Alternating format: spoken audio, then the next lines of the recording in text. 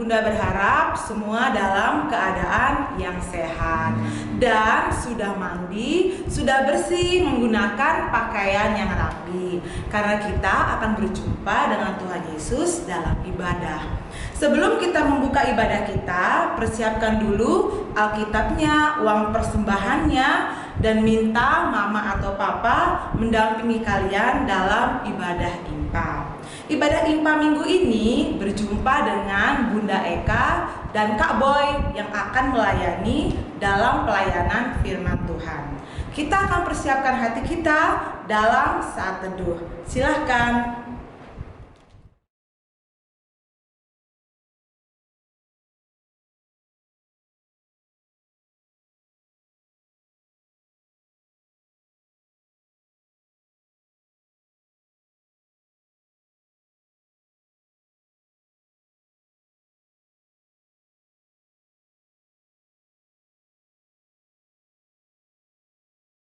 Oke, Bunda mengundang semua untuk bangkit berdiri.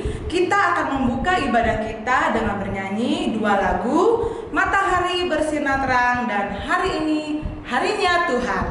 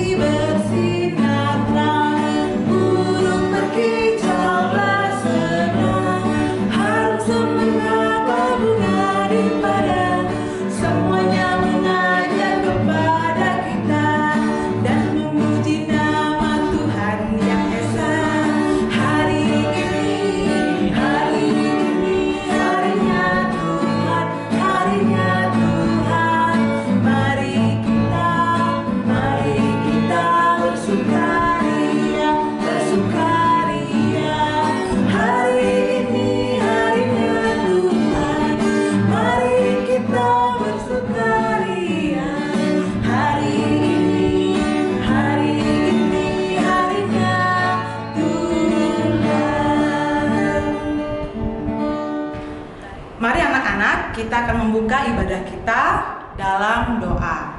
Lipat tangannya, tutup matanya, kita berdoa. Tuhan Yesus yang baik, terima kasih ya Tuhan, karena Engkau telah menjaga kami dari malam hingga pagi hari ini, sehingga kami bisa berkumpul dari rumah kami masing-masing untuk mengikuti ibadah IMPA. Tuhan berkati anak-anak-Mu, berkati Bunda Layan, berkati Kak Boy yang akan melayani dalam pemberitaan firman Tuhan. Tuhan berkati ibadah ini dari awal, pertengahan, hingga akhirnya. Ampuni dosa kami ya Tuhan, sehingga kami layak memasuki ibadah-Mu. Amin. Mari bangkit berdiri. Kita akan membaca Mazmur pujian yang terambil dari Mazmur 116 ayat 1-4. Terluput dari belenggu maut, aku mengasihi Tuhan, sebab Ia mendengarkan suaraku dan permohonanku. Sebab Ia menyendengkan telinganya kepadaku, maka seumur hidupku aku akan berseru kepadanya. Tali-tali maut telah melilitiku, dan kegentaran terhadap dunia. Orang mati menimpaku.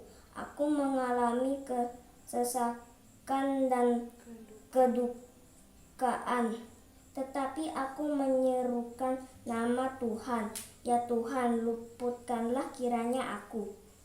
Demikian pembacaan Mazmur pujian. Terima kasih. Baik, kita akan memasuki dalam pelayanan pemberitaan firman Tuhan oleh Kak Boy. Nanti jangan pada ribut, jangan bermain, sehingga mengerti apa yang disampaikan oleh Kak Boy, sehingga dapat dilakukan dalam kehidupan sehari-hari. Kita akan bernyanyi dari lagu Baca Kitab Suci.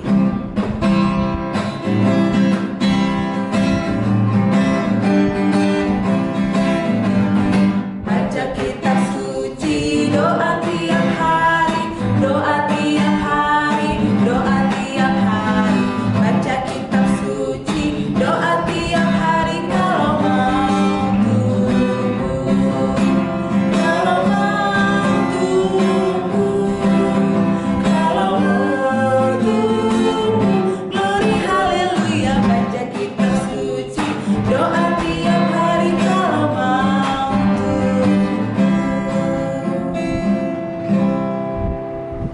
Shalom adik-adik, selamat pagi, selamat hari Minggu. Bagaimana kabarnya semua? Ya, pastinya ada sukacita ya. Nah, adik-adik pada minggu pagi ini, sekarang 15 Agustus nih. 2 hari lagi, tanggal 17 Agustus, kita akan memperingati Hari Kemerdekaan Indonesia yang keberapa? Ya, ke-76 lah ya. Nah, adik-adik, sebelum kita membaca dan merenungkan firman Tuhan, Kakak Boy akan mengajak kita semua untuk bersatu, memohon bimbingan Roh Kudus. Mari kita bersatu dalam doa. Ya Allah Bapa kami yang bertata dalam kerajaan surga, terima kasih Tuhan Yesus atas pertama hingga pada minggu pagi hari ini Tuhan. Ya Tuhan Yesus, pada minggu pagi hari ini kami akan bersama-sama untuk memuji dan memuliakan nama-Mu Tuhan. Kiranya Kau mau berfirman Tuhan, kami siap mendengar. Dan juga berkati kakak layanmu, Kakak Boy, supaya bisa dapat menyampaikan firman-Mu dengan baik dan benar, tanpa kurangan satu apapun, supaya nama Tuhan saja yang dimuliakan. Terima kasih Tuhan Yesus. Hanya kepadamu saja kami sudah berdoa dan mengucap syukur, dan kami serahkan seluruh rancangan hidup masa depan kami. Haleluya. Amin. Ya, adik-adik, pembacaan kita terambil dari Roma 3 ayat 21 sampai 26. Nah, di dalam Roma 3 ini, Lembaga Alkitab Indonesia memberikan judul perikop manusia diberikan karena iman, dibenarkan karena iman. Nah, tetapi sekarang tanpa hukum Taurat, kebenaran Allah telah dinyatakan seperti yang disaksikan dalam kitab Taurat dan kitab-kitab para nabi, yaitu kebenaran Allah karena iman dalam Yesus Kristus bagi semua orang yang percaya. Sebab tidak ada perbedaan, karena semua orang telah berbuat dosa dan telah kehilangan kemuliaan Allah, dan oleh kasih karunia telah dibenarkan dengan cuma-cuma karena penebusan dalam Kristus Yesus. Kristus Yesus telah ditentukan Allah menjadi jalan pendamaian karena iman dalam darahnya. Hal ini dibuatnya untuk menunjukkan keadilannya, karena ia telah membiarkan dosa-dosa yang telah terjadi dahulu pada masa kesabarannya. Nah, maksudnya ialah untuk menunjukkan keadilannya pada masa ini, supaya nyata bahwa ia benar dan juga membenarkan orang yang percaya kepada Kristus. Ya, demikianlah firman Tuhan, terpujilah Kristus. Amin. Nah, adik-adik, pada minggu pagi ini Alkitab mengajarkan kita tentang pengampunan Tuhan mendorong aku untuk mengampuni.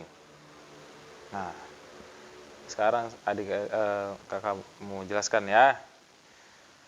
Jadi di dalam kitab ini terdapat 5 sola atau pancasola, yaitu ada sola fide, dibenarkan karena iman, sola scriptura, dibenarkan karena firman Allah, sola gratia, juga solus Christus, pedomannya Yesus Kristus, dan soli Deo gloria, segala kemuliaan hanya bagi Allah. Nah, sekarang begini adik-adik, kalau kita lihat teman-teman kita, adakah yang warna kulit semuanya sama? Terus adakah yang punya lingkar mata sama juga, seperti dia suka sipit atau melotot dan lain-lain? Apakah ada warna kulitnya itu hitam atau kuning atau pucat lah, albino gitu ya? Lalu bagaimana dengan bentuk rambut? Apakah ada yang semua bentuk rambutnya lurus, keriting, bergelombang, atau panjang atau pendek? Nah, lalu bagaimana dengan suku kalian? Misalnya ada orang bilang, saya dari NTT, saya begini, memang ini harus, kalau tidak ada kopi biawak, NTC, ya kopi pahit itu, maka belum pernah ke Flores atau belum ini. Nah, jadi adik-adik, keberagaman itu sangat luas. apalagi kalau mau diceritakan tentang dalam kitab Roma 3 ayat 21 ini, bahwa manusia dibenarkan karena iman. Kenapa dibenarkan karena iman? Kenapa bukan dibenarkan karena kitab Taurat atau yang ada di dalam Alkitab ini? Karena begini, pada zaman itu di Roma ada orang Yahudi yang beragama dan suku Yahudi, dan juga ada orang non-Yahudi dan yang transisi atau yang agamanya campuran begitu ya, sebagai pendatang atau segala macamnya. Jadi kalau pada saat zaman itu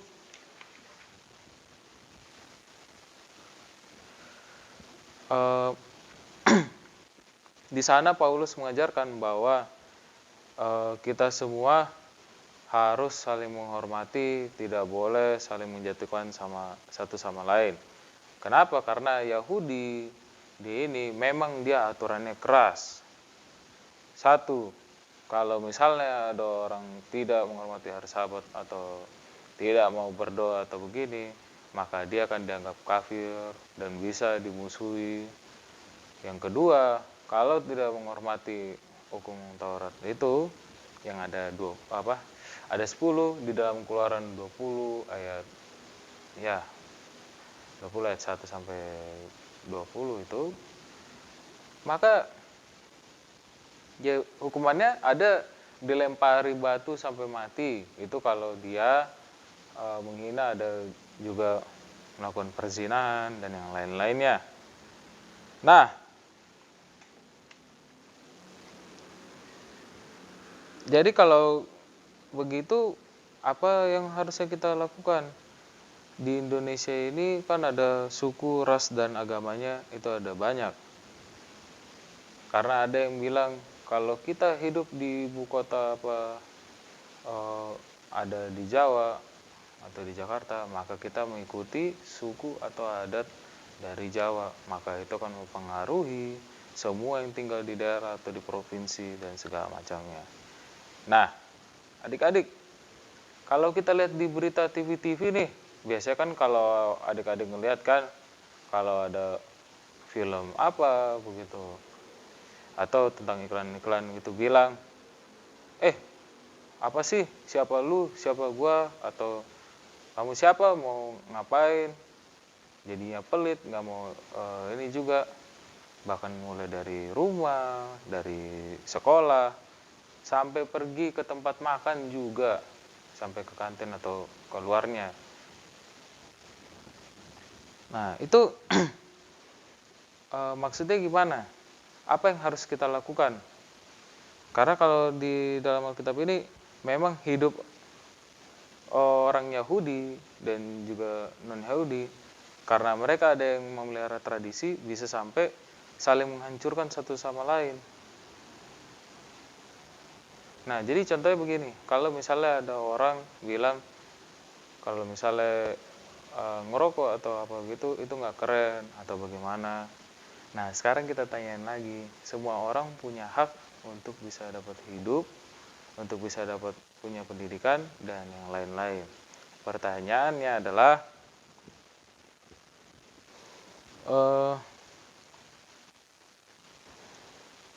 kalau misalnya ada orang yang mengatakan di sekolah itu atau itu dia mencontek atau bagaimana, bukankah kita akan iri atau saling menuduh satu sama lain? Nah, ternyata tidak seperti itu gitu. Jadi jangan kita bilang bahwa kita benci saudara kita atau kita tidak kita lebih suci dari saudara kita kalau kita sendiri ternyata ikut mencontek, ikut mengambil barang orang lain juga, atau kalau misalnya ada orang lain itu misalnya kebiasaannya datangnya hanya pakai sepatu atau bagaimana gitu, warna kulitnya itu berbeda sehingga dihina-hina, ya gini mirip ini ya, habis mandi lumpur kamu ya, misalnya yang dari kulitnya hitam atau bagaimana, itu nggak boleh ya, karena ini kan mendekati kemerdekaan ini kita harus saling menghargai satu sama lain, apalagi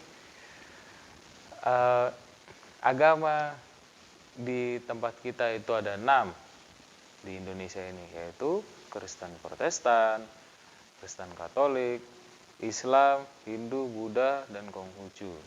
Nah, pertanyaannya, kalau ada teman-teman kita yang masih pada saat istirahat atau ini dia berdoanya berbeda, sampai kita terganggu, itu bagaimana? Apakah kita ikut dalam ini? Kalau misalnya kita ikut tradisi apa gini kan, bukankah kita akan melempari atau satu sama lain atau bilang, kalau misalnya ini jangan di sini, mana ada 2 orang berdoa di ini, di taman atau di ini tempat-tempat gelap? Nggak ada. Atau mana ada orang ini karena misalnya takut dia dimintain makanan atau begini, karena lebih banyak ini, jadi dia ngumpet apa begini, bukannya kasih tahu begini sama-sama, nggak ada. Jadi jangan kita mudah terpengaruh karena misalnya ini Tuhannya beda, ininya beda, sehingga kita saling musuh satu sama lain. Padahal kita kalau misalnya di jalan atau kalau misalnya di sekolah atau bicara sama guru, itu kita butuh mereka juga, karena siapa yang mau ngajarin? Adakah Tuhan atau ini tiba-tiba bilang, kamu kalau misalnya ini nggak usah ini aja, kalau misalnya mau jadi apa, tentara atau apa, nggak usah sekolah ini aja, kau belajar sendiri juga bisa kok, kau cuma lihat-lihat ini juga bisa kok, TV nonton ini aja, baru bikin ini ya. Atau ada orang bilang homeschooling atau bagaimana. Nah, itu nggak bisa seperti itu, apalagi di dunia yang semuanya serba memakai internet atau online. Nah, kenapa? Karena namanya hidup manusia itu tidak bisa terlepas dari orang lain, walaupun kita bisa perhitungan dan segala macamnya. Contohnya ya, usaha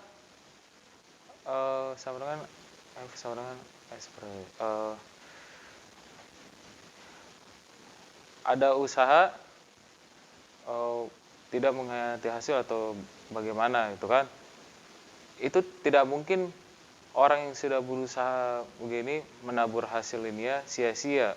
Walaupun kalau kita bilang nanti ada teman yang usil atau begini bagaimana pada saat kita mengerjakan, ya kita cukup bilang ini saja. Atau ada yang berantem, kita cukup bilang datang ke guru BK. Apa tuh guru BK? Pembinaan karakter. Jadi kita bisa panggil, kita ini, Bu, di sini ada yang mau berantem, kenapa kamu ikut berantem atau ini juga? Itu kan aneh. Atau kalau misalnya itu sudah memakai sumpah serapah, bahkan dari kebun binatang juga dibawa-bawa, jerapah dan yang lainnya. Bahkan dia kalau misalnya nyanyi-nyanyi, tadinya riang-riang, tiba-tiba langsung mengutuk, itu tidak boleh.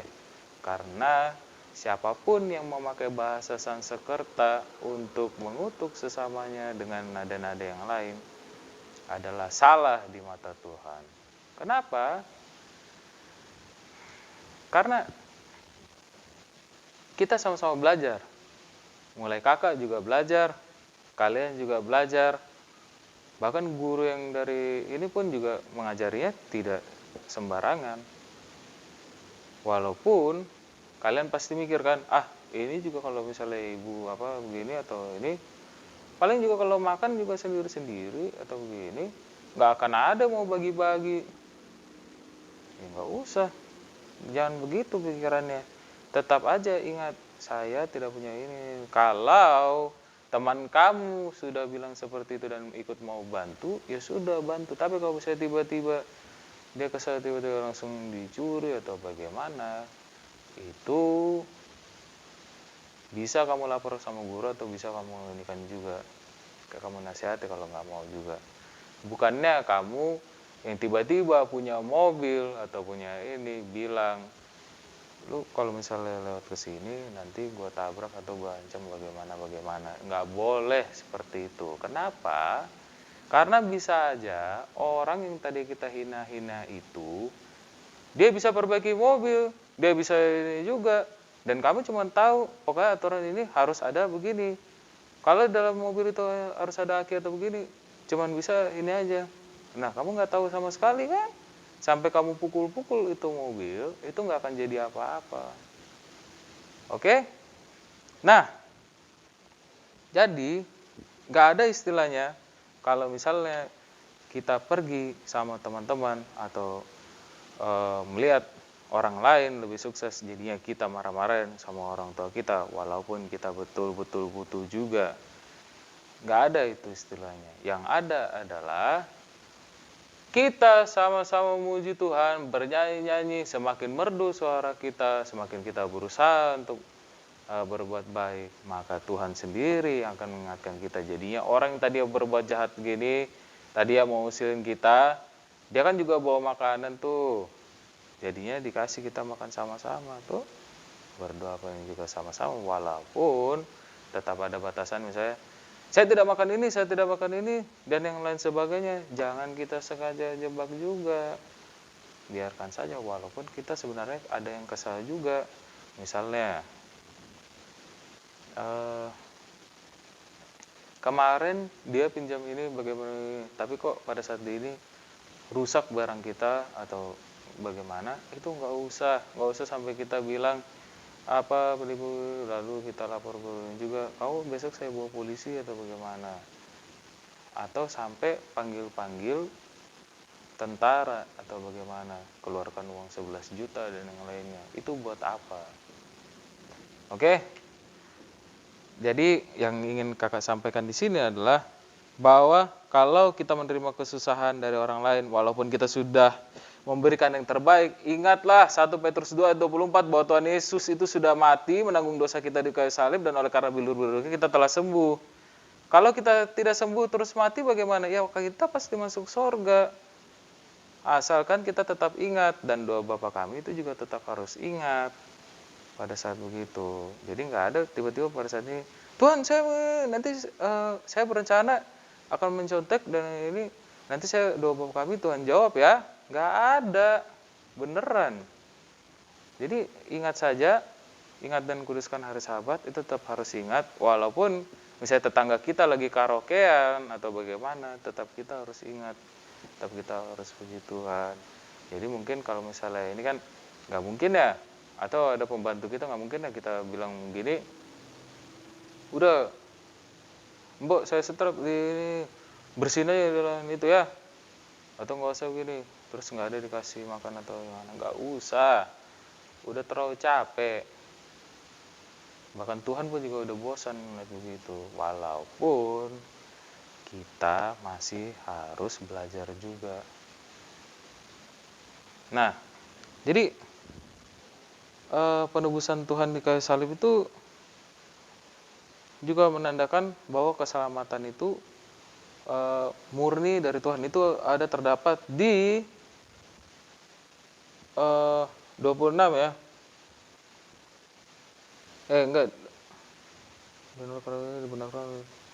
Dari ayat 24, dan oleh karena kasih karunia telah dibenarkan dengan cuma-cuma karena penebusan dalam Kristus Yesus. Nah, pertanyaannya begini. Kalau kita bersukacita sudah dibenarkan oleh Yesus, masakan kita tidak mau berusaha membagikannya?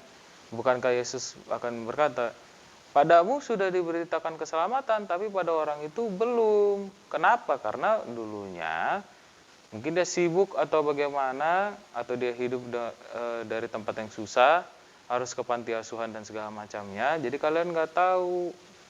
Ya udah, kalau misalnya dia tiba-tiba main belakang atau begini, tiba-tiba pukul kita, atau tiba-tiba lempar kursi dari belakang dan segala macam, ya santai aja. Besoknya nanti gue lebih sukses dari lu, walaupun ternyata kita juga kesusahannya nggak semacam ini kok, santai aja. Jadi semakin kita sering bersyukur, semakin kita ini, kita akan semakin kuat.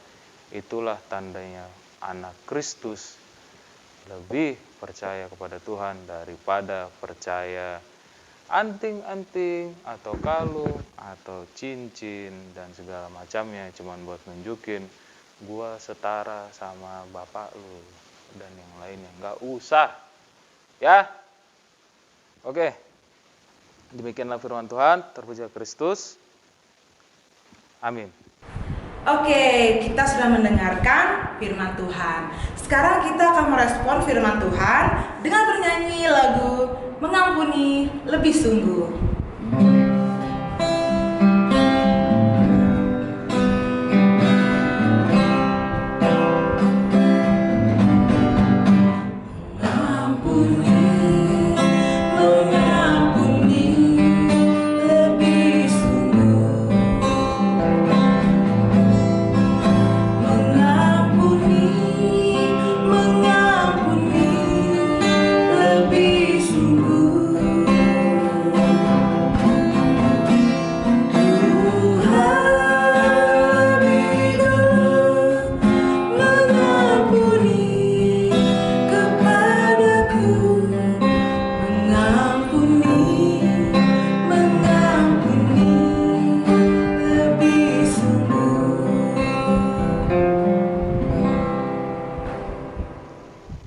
Ya adik-adik, mari kita berdoa, menyampaikan doa syafaat kita bersama-sama. Mari kita bersatu dalam doa. Ya Allah Bapa kami yang bertata dalam kerajaan surga, terima kasih Tuhan karena kami tadi telah mendengarkan firman-Mu.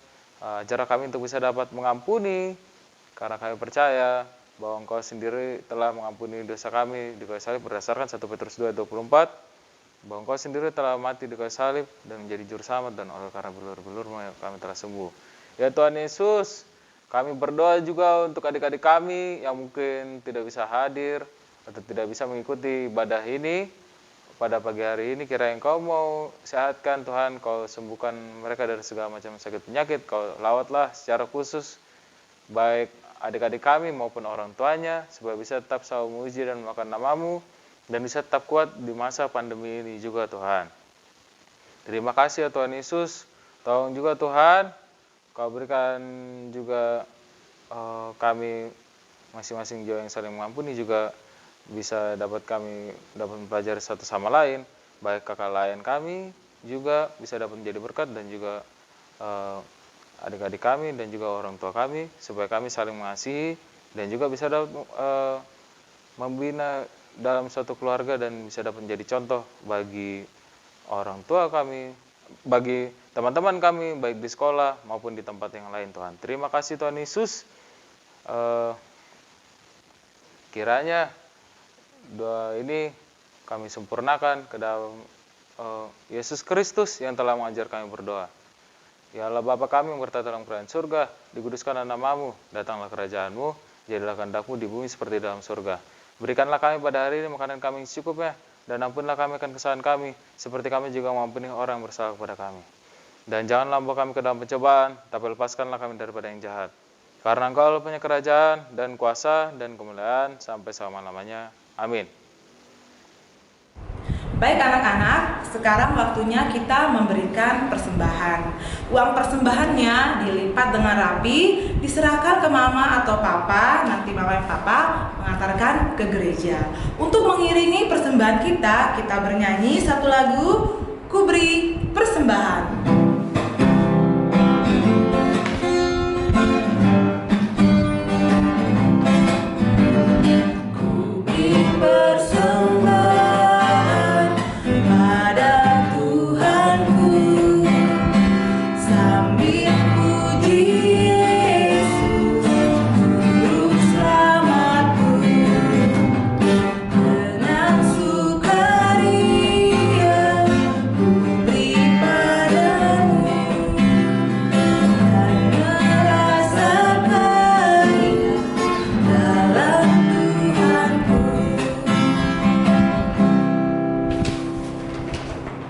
Baik anak-anak, kita akan menyerahkan persembahan kita dalam doa.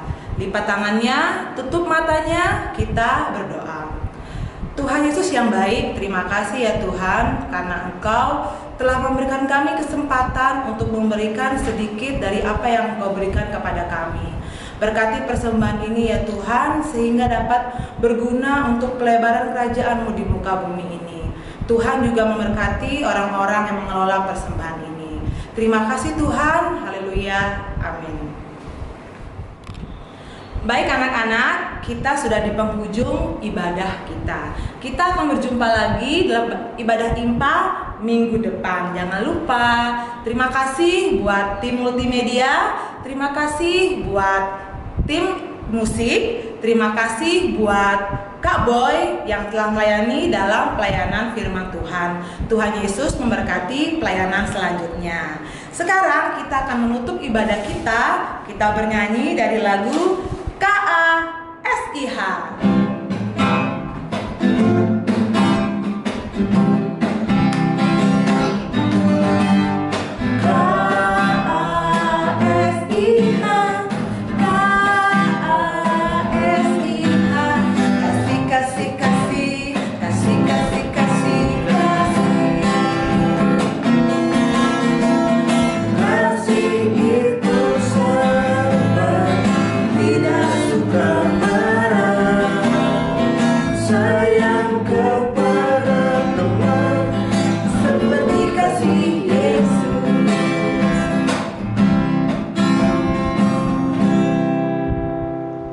Ya, adik-adik, tiba waktunya kita akan mengakhiri ibadah ini dan melakukan aktivitas. Untuk itu, mari kita bersatu dalam doa, memohon berkat dari Tuhan. Ya Allah Bapa yang bertata di kerajaan surga, terima kasih Tuhan karena kami tadi telah mendengarkan firman-Mu. Kiranya Engkau mampukan kami untuk bisa dapat mengerti, dan tolong juga Tuhan, kiranya Engkau mau menyertai aktivitas kami selanjutnya, dan berilah kami ketenangan selalu agar kami bisa tetap selalu menjadi teladan baik kepada orang tua, baik kepada orang lain, dan bisa juga kami tetap menghargai orang tua kami tanpa kekurangan satu apapun. Terima kasih ya Tuhan Yesus, hanya kepadamu saja kami sudah berdoa dan mengucap syukur, dan kami serahkan seluruh rancangan hidup masa depan kami. Haleluya, amin.